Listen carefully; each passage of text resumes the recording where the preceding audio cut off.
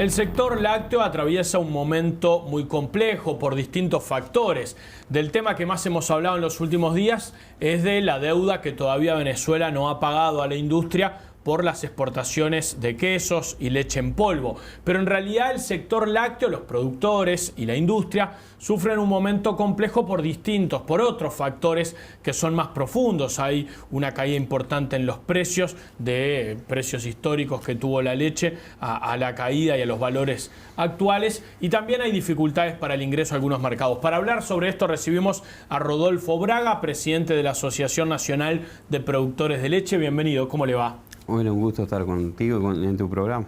La idea, Braga, es profundizar sobre la situación del sector lácteo, pero vamos a comenzar hablando de esa solución o de esa asistencia financiera que el presidente Tabaré Vázquez les anunció a ustedes, los productores, en una reunión que tuvieron con él hace algunos días, pero que en realidad va destinado fundamentalmente a las industrias, esos créditos blandos en condiciones ventajosas para cubrir bastante de lo que está debiendo Venezuela y que no ha pagado. ¿Cómo recibieron ustedes ese anuncio? Bueno, primero que nada con mucha satisfacción de que el presidente de la República nos recibiera. Estuvimos las 4 gremiales nacionales en esa reunión y el planteamiento era justamente, todos saben del negocio que se hizo con Venezuela, que fue facilitado a través de la cancelación anticipada de la deuda de ANCAP con PDVSA. En ese marco participaron en la venta de alimentos y en ese marco la leche en polvo y los quesos fueron los productos que se exportaron a Venezuela que no se terminaron de cobrar. Tenían que venir partidas en el mes de diciembre que no llegaron, en enero también, y bueno, ya a la altura que vamos de febrero, y dado que los precios los costos de producción están por debajo de los precios,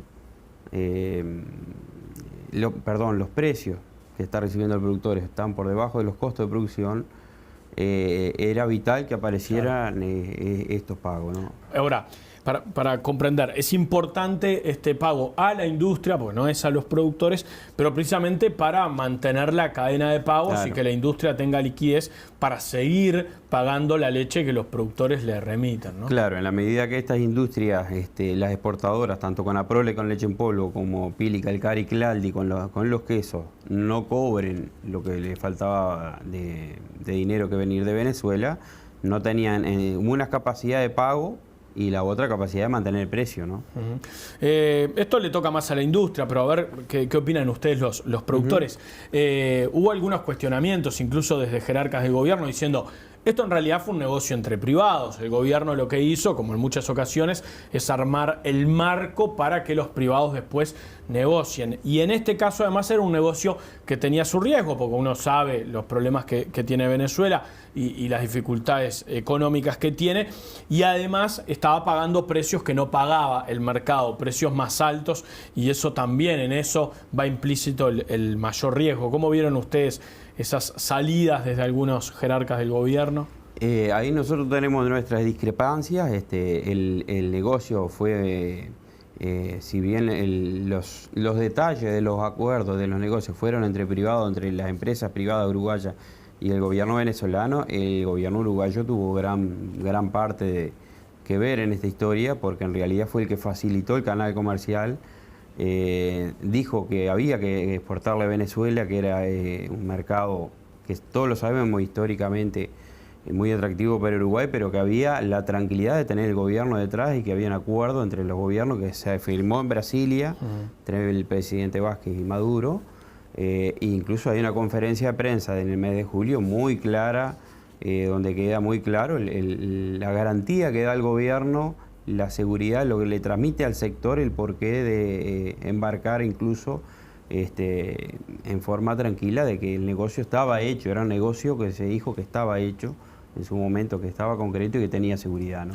Incluso esto tiene una repercusión mayor, porque no es solamente la deuda de Venezuela, sino que había una expectativa de seguirle vendiendo a Venezuela, ¿no? Que en su momento, cuando el presidente Vázquez hizo el anuncio de ese acuerdo con Maduro, hablaba de que esto iba a tener una continuidad, más allá de lo que ya se estaba enviando o que se envió de inmediato. Seguro, se fue muy claro en transmitir que este negocio no era solamente estos 300 millones de dólares de intercambio de alimentos por petróleo, sino iban por un 2016 o el año que vamos corriendo, por un intercambio de los $1.000 millones en alimentos, ¿no? Ahora, la solución planteada, la asistencia planteada son créditos del República por un monto de $66 millones aproximadamente, que son 2/3 de lo que está debiendo Venezuela a las empresas uruguayas, créditos con intereses, con tasa de interés subsidiado, con 3 años de gracia, pero igual, eso a ustedes los conforma, porque en algún momento los productores decían, el Estado uruguayo debería pagar la deuda de Venezuela y luego ir a cobrarle al gobierno venezolano o a hacer las gestiones para recuperar el dinero por esa vía. Es importante dimensionar que el área productiva de Uruguay, las industrias lácteas, se animaron a embarcarse en este negocio porque estaba el gobierno de por medio. Habían acuerdo entre gobiernos de por medio. Ustedes entendieron que ese fideicomiso se constituía además con la plata que Uruguay pagaba por la deuda ANCAP PDVSA. Se estableció un fideicomiso acá en Uruguay donde ANCAP, en vez de enviar los dineros a Venezuela en pago, se constituía el fideicomiso. Al final eso no era exactamente así, pero ustedes entendieron que era así en el anuncio. Eso fue así como se anunció, se constituía el fideicomiso y las empresas uruguayas se iban cobrando de ese fideicomiso a medida que iban llegando los embarques de alimentos a Venezuela.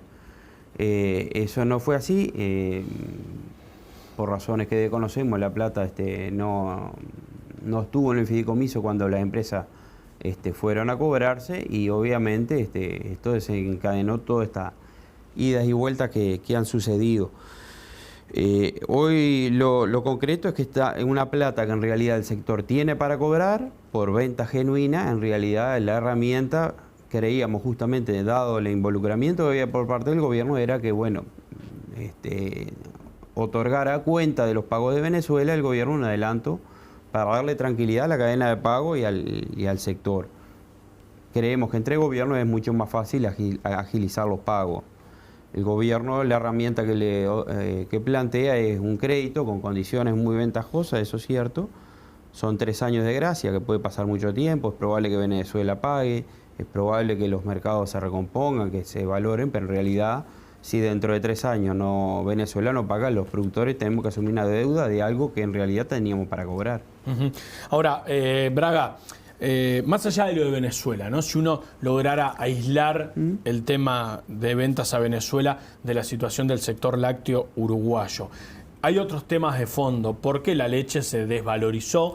Estuvo hace unos años en unos picos históricos en el mercado internacional, la leche en polvo. Eso generó muchos beneficios para la industria y para los productores. Después hubo una caída muy importante y no ha habido una recuperación trascendente. ¿Cómo es la situación en general si uno intenta excluir lo de Venezuela? Sin duda, como decía, el negocio de Venezuela era un negocio muy atractivo porque históricamente, no solo ahora, siempre ha pagado más que el valor de referencia internacional.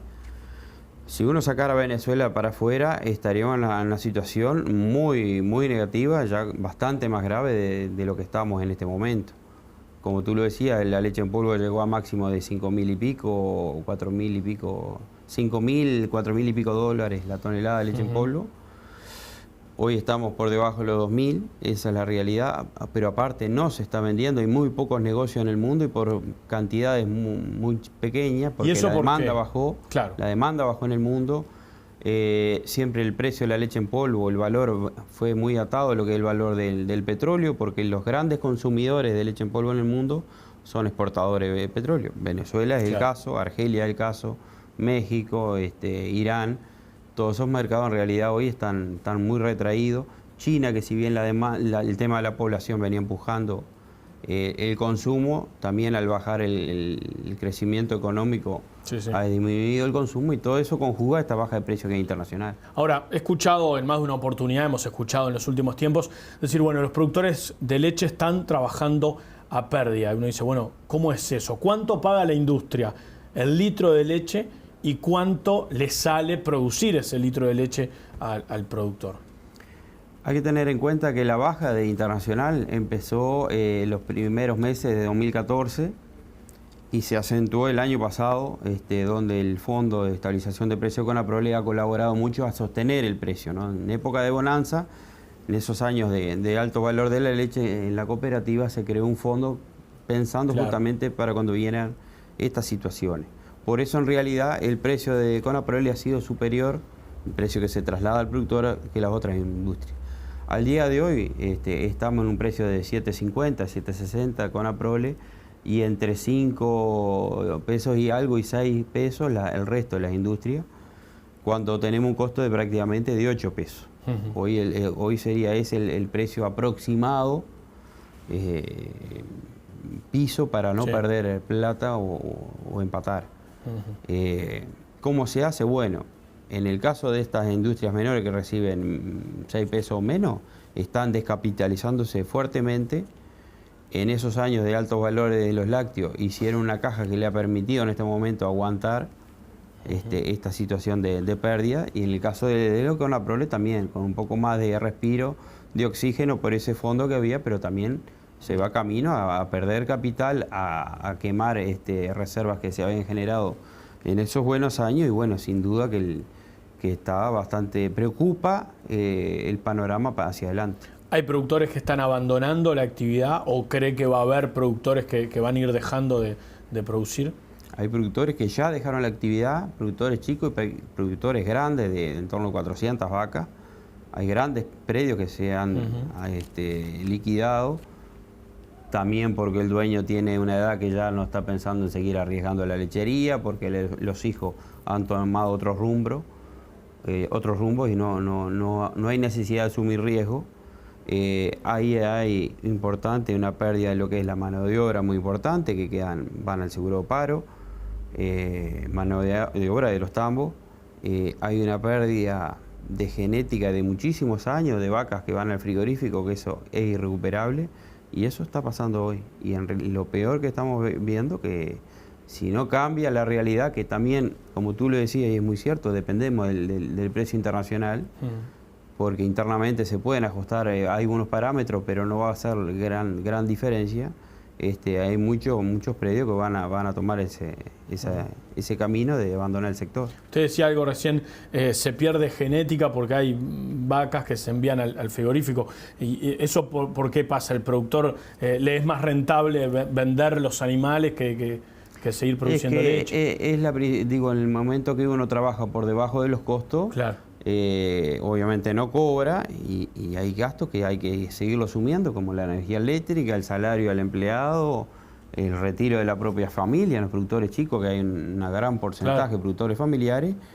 Y bueno, uno de los capitales más fácil convertible es la vaca, ¿no? O la recría, que sin duda en el mediano y corto plazo enseguida eso tiene impacto en la propia estabilidad del predio.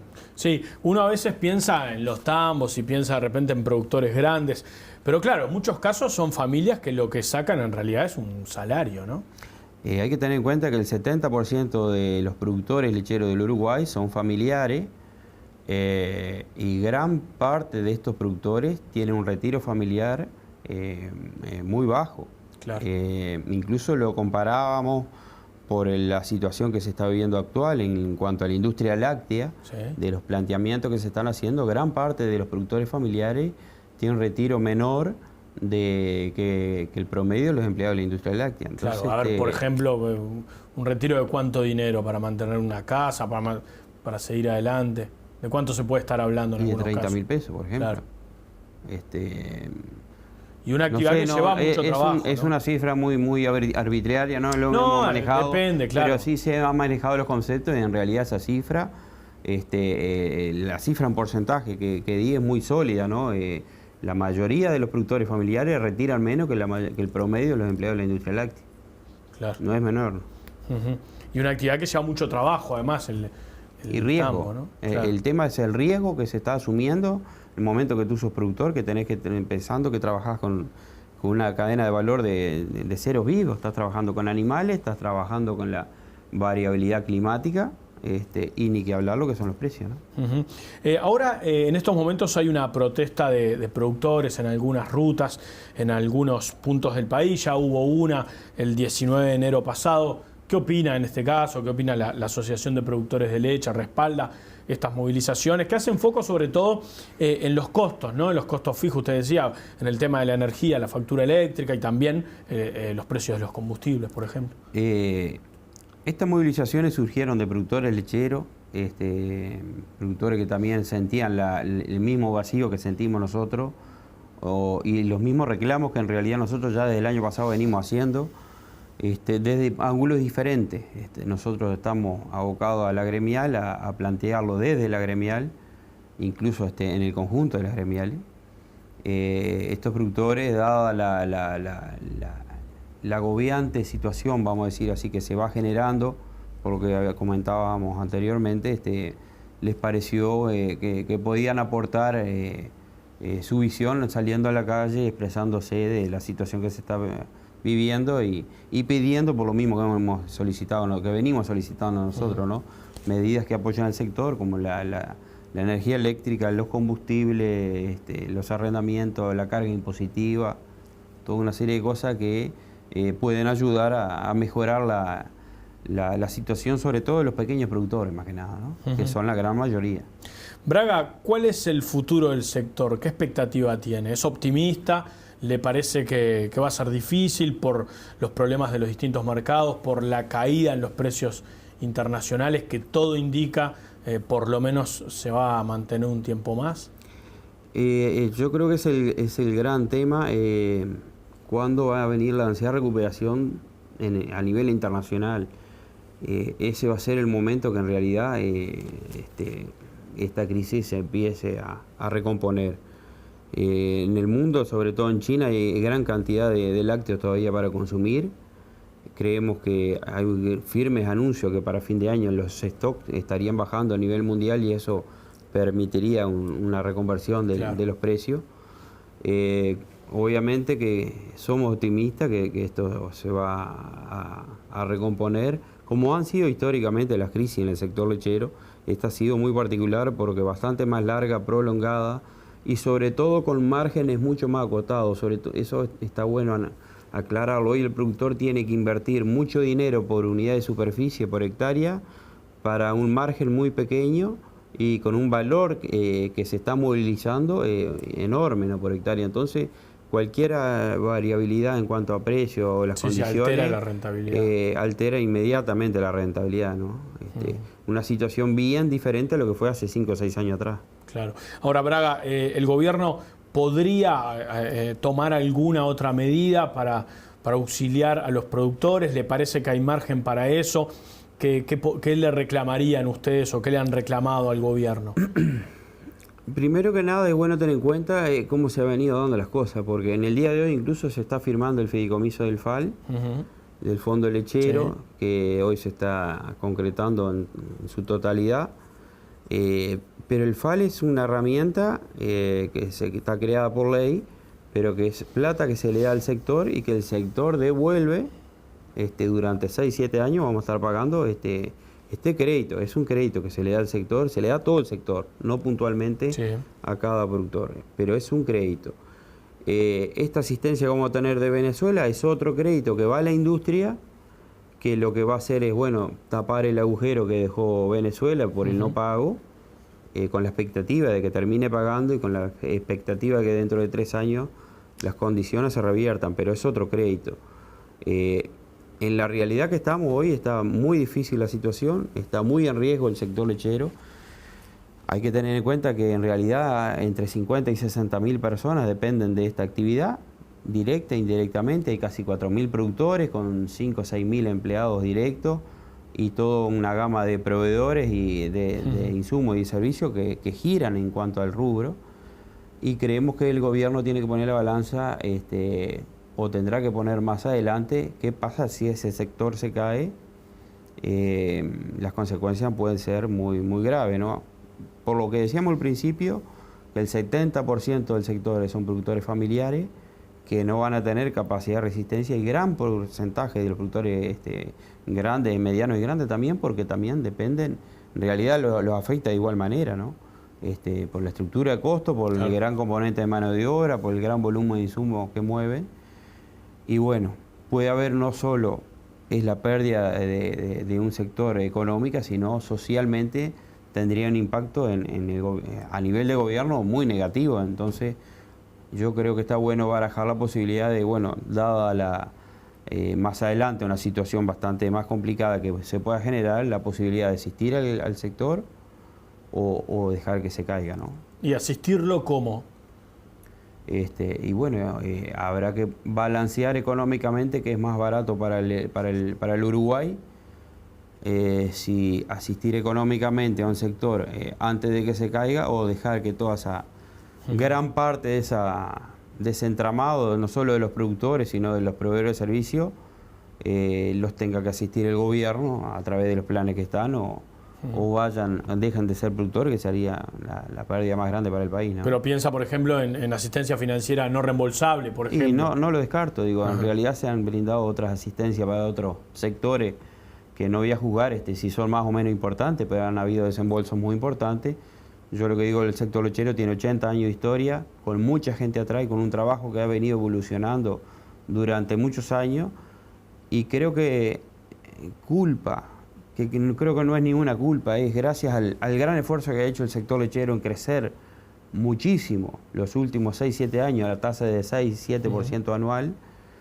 Ha sido el país que más ha crecido en el mundo, el sector lechero.